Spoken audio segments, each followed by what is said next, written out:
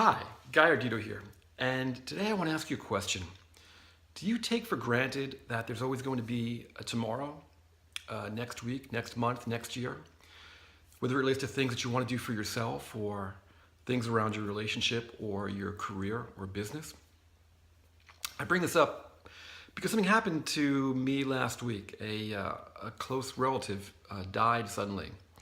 Uh, and it was very close. In fact, he was also named Guy. We were both named after the same person.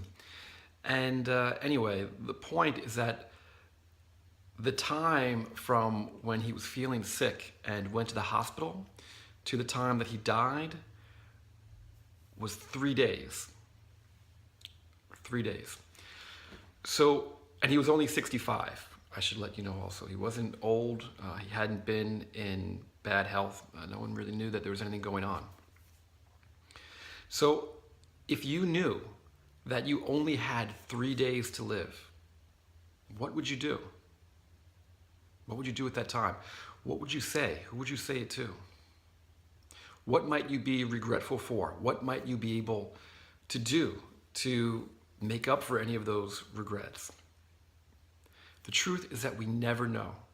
No matter how old we are, how young we never know how much time we have left. My mother, 20 years ago, was supposed to die out of a really impossible cancer. She's had many cancers since then, and she's still around. She's not in good health, but she's still around. She was supposed to die, and she's still around 20 years later. This other man, mid-60s, was supposed to live, and 3 days later he was dead. So think about that. What in your life could you be doing differently? What in your life should you be doing differently?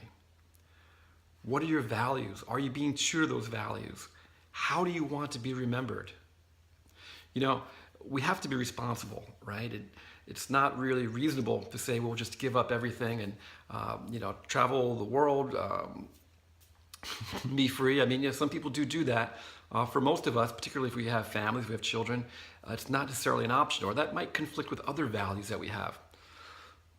The point is that how much are you putting aside? How much are you forgetting of what really matters to you, of who you really are, compared to being responsible or doing what people think or society thinks? I didn't get a chance to see my cousin before he died. I hadn't seen him in longer than I care to admit, and I didn't get the chance to once it happened. It was all over too fast, and yeah, I have to live with that. That's unfortunate now. I didn't have any outstanding problems with him that I feel regretful about, but I do feel regretful that I let so much of life get in the way, and we let certain people in our families have some distance that gets created, right? Because other things come in. I've got a wife and a business and a toddler son that takes up a huge amount of my time, and it's easy to have other things kind of drift away, whether they're family or friends. I get it. I'm not here. I'm not lecturing you. I'm not better than you.